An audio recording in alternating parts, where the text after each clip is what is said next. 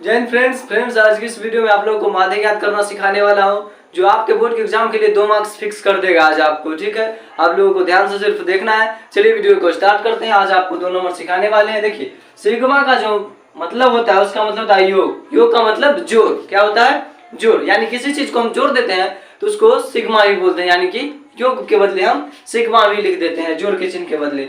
ठीक है, इसलिए जो माध्य का जो सूत्र होता है वो माध्य बराबर x पर रेक्टिन इक्वल टू सिग्मा, मतलब बराबर सिग्मा एफ एक्स बटा में सिग्मा एफ होता है। सिग्मा का मतलब जोड़, एफ एक्स का क्या करना है? योग लिखना है, यानी जोड़ लिखना है। फिर एफ सिग्मा एफ यानी कि जोड़, एफ का जोड़ लिखना है। समझ गए? देखिए यहाँ पर, वहां पर आपको सिर्फ और सिर्फ 2 चीज दिया रहेगा, वर्ग अंतराल दिया रहेगा, उसके बाद विद्यार्थियों की संख्या, या इसको कभी कभी बारंबारता भी बोलते हैं। ये अभी इस ढंग से आपको दिया रह जाएगा, लेकिन आपको क्या करना है, अभी अब हम ऐसे लिखे हैं लेकिन आपको एक लाइन में इस ढंग से लिखा रहेगा। ठीक है, इस ढंग से रहेगा। आपको इसमें 2 पार्ट बना हुआ रहेगा इस ढंग से। इसमें लिखा रहेगा वर्ग अंतराल, नीचे में बारंबारता या विद्यार्थियों की संख्या या कुछ भी रह सकता है, कलमों की संख्या कभी कभी देता है, इस ढंग से लिखा रहेगा। तो आपको क्या कर लेना है, इसी वाले को पलट करके इस फॉर्म में क्या कर लेना है, ले आना है। और लाने के बाद एक चीज आपको बनाना है, पहला क्या, वर्ग चिन्ह बनाना है। क्या बनाना है? वर्ग चिन्ह। तो वर्ग चिन्ह को x बोलते हैं, और आपको तो पहला ही बारंबारता या विद्यार्थियों की संख्या दे चुका रहेगा, यानी f। तो क्या हो जाएगा आपका, इन दोनों का एक बार गुना करके लिखा जाता है, यानी f(x) से वो निकाल लेना है। ठीक है, अपना मन से सिर्फ और सिर्फ आपको वर्ग चिन्ह ज्ञात करना होता है। ठीक है, वर्ग चिन्ह आपको क्या करना है, अपना मन से लिख देना है, और f(x) अपना मन से लिख देना है। क्यों? f यहाँ पर है, x यहाँ पर है, f(x) एक साथ लिख देंगे। f और x के बीच में कुछ नहीं था, गुना का रिलेशन रहता है। अब चलिए आगे सीखते हैं। देखिए यहाँ पर, इसको पहले इस फॉर्मेट से इस फॉर्मेट में चेंज कर दीजिएगा, ऐसे रहेगा, इसको ऐसे बदल देना है। बदलने के बाद आपको क्या कर लेना है, इस दोनों के बीच में जो फर्स्ट संख्या है और ये फर्स्ट संख्या है, उसको क्या कर लेते हैं, दोनों को जोड़ना पड़ता है। यानी 25 और 10 कितना हो जाएगा आपका, 35। क्या हो जाएगा, 25 10 35। और देखिए 35 तो आ गया, लेकिन यहाँ पर 35 का 2 से डिवाइड कर देंगे। क्या कर देंगे, 2 से डिवाइड, तो कितना आ जाएगा, 17.5। आप बोलिएगा जब 2 से हम कल्ला डिवाइड करें, तो भैया आप औसत सीखे होंगे, तो औसत का मतलब कथी होता है, या जब ऑब्जेक्टिव जब इसका सीखे होंगे तो उसमें बताया हो गया, 2 गो संख्या है और दोनों के जोड़ रहे हैं, और बट्टा में मतलब कुल संख्या बट्टा में पहले क्या दिया रहेगा, पूरा संख्या को क्या कर लेना है, जोड़ कर लिख देना है, और बट्टा में कुल संख्या का योग बट्टा में कुल संख्या। इसका जो ऑब्जेक्टिव वाला वीडियो है वो हम डाल चुके हैं, आप लोग देख लीजिएगा। ठीक है, इस ढंग से क्या कर दिए, इससे 2 से डिवाइड कर दिए, तो कितना आया, 17.5। तो आगे वर्ग चिन्ह में आपको 17.5 लिख दिए हैं। ठीक है, अब बोलिएगा यहाँ पर 2 था, वह के लिए ना 2 से भाग किए, वैसा बात नहीं है। इसका जब भी हम माध्य निकालेंगे तो क्या किया जाता है, दोनों को जोड़िए, इसमें 2 संख्या है तो बट्टा में 2 कर देंगे, फिर ऊपर में कुल संख्याओं का योग बट्टा कुल संख्या, इसका सूत्र होता है।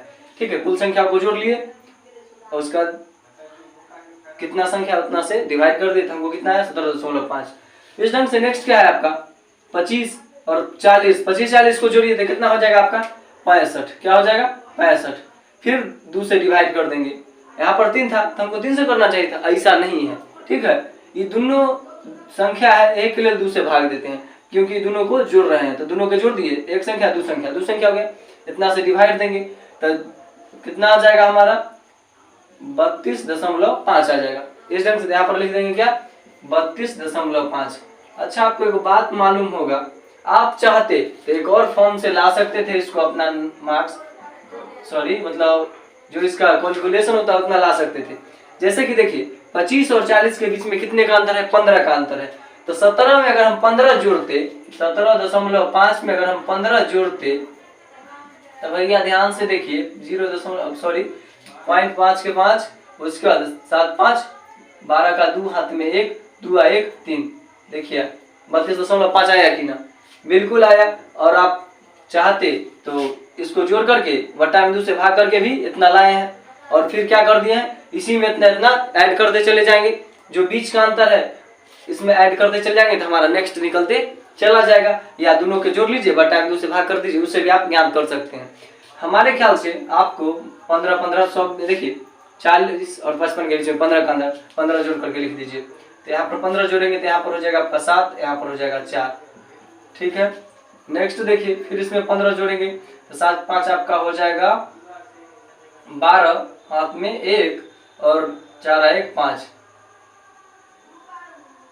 सॉरी, देखिए यहाँ पर 15 ना जोड़ना है, तो 7 और 5 कितना हो जाएगा 12, हाथ में 1 और 5 1 6, 62.5 हो जाएगा। नेक्स्ट है आपका, फिर इसमें 15 जब ऐड करेंगे तो क्या हो जाएगा 5 7 2 7 6 1 7.5, इस ढंग से। फिर नेक्स्ट है हमारा, इसमें 5 जब जोड़ेंगे तो कितना हो जाएगा, 15 जोड़ेंगे तो कितना हो जाएगा 7 5 12 के 2, हाथ में 1 8 1 9, 92.5। इस ढंग से हमारा क्या हो गया, वर्ग चिन्ह भी निकल गया। ठीक है, वर्ग चिन्ह निकालने के लिए क्या करना होता है, सबसे पहले ऊपर वाला जो संख्या दोनों दिख रहा है इसको जोड़ेंगे और 2 से भाग दे देंगे, इधर वाला से कोई मतलब नहीं है उस समय। ठीक है, और जब 2 से भाग दे दिए तो हमारा फर्स्ट वाला निकल जाएगा। फिर सब के बीच का अंतर देखेंगे, क्या देखेंगे, बीच का अंतर।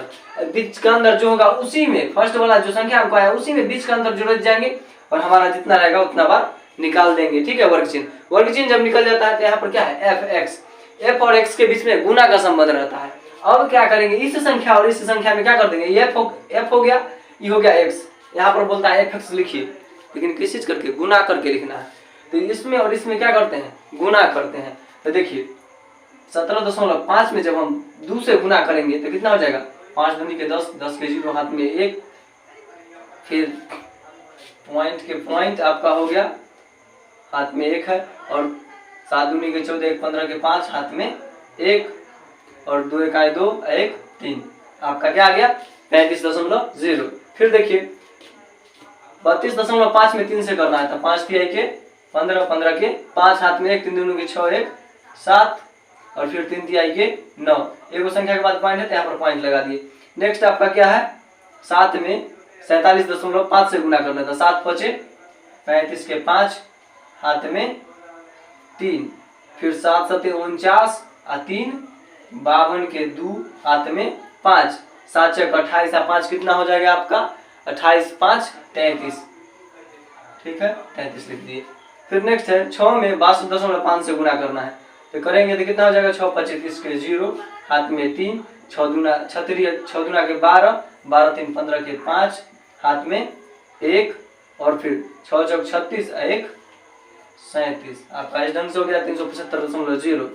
फिर नेक्स्ट क्या है, 77.5 में 6 से गुना करेंगे तो 6 5 30, हाथ में 3, फिर 7 6 42 और 3 कितना हो जाएगा 45 के 5, हाथ में 4। उसके बाद देखिए 7 6 42 और 4 क्या हो जाएगा आपका 42 4 46 हो जाएगा, यानी 465।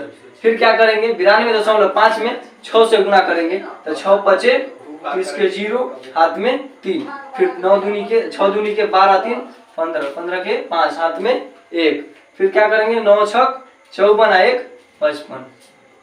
ठीक है, इस ढंग से आपका हो जाएगा क्या 555.0। ठीक है, और जब सब को हम यहाँ पर जोड़ेंगे तो क्या निकलेगा हमारा, सिग्मा एफ एक्स बराबर 1860।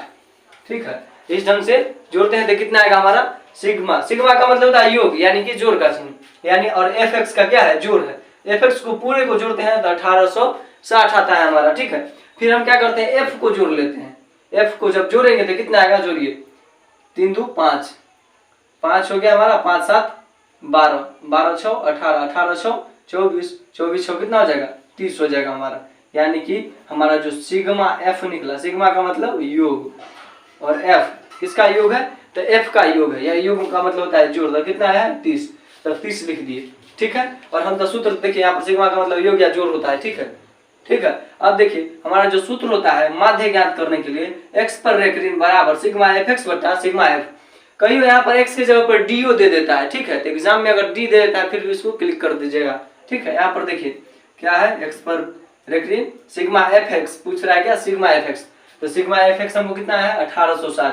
तो यहाँ पर लिख देंगे जो हमारा सिग्मा एफ एक्स जो है 1860 आया था, 1860 बट्टा में सिग्मा एफ अपना कितना है 30 है, तो लो 30, 0 से 0 कटा, 0 से जब 0 कटेगा तो कितना आएगा 18 6 बट्टा में 3।